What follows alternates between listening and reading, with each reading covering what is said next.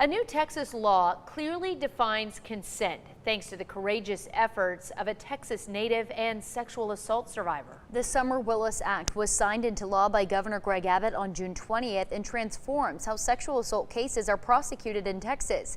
6 News reporter Sydney Walker spoke with Willis herself about her fight for change and hope for the future.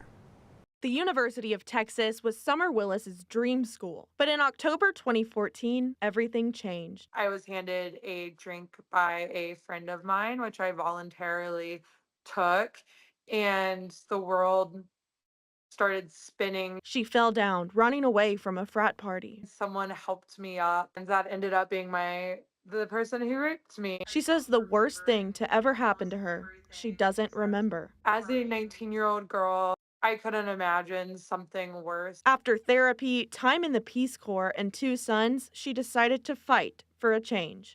I'm going to run 29 marathons when I turn 29, and this is going to be my way of proving or learning how to be strong and resilient. During what she calls her 29 challenge, she met many survivors with similar stories to hers. She knew she wanted to do more for them and for herself. And that's when I discovered that my rape wasn't even considered a rape in Texas. The issue? A definition of consent. That included things like voluntarily accepting a drink, like Willis did.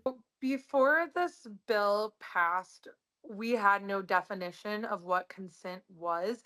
And so it was just a long, long list of what consent is not. So she fought back, testifying for Bill 3073, starting her nonprofit Strength for Strides, and even crawling the Austin Marathon. She got lawmakers' attention. Willis said about 2 weeks before the session ended, the bill gained attention both statewide and nationally. I literally called into the office that would get to decide in the Senate if our bill would be heard. And they were like, people will not stop calling about this bill.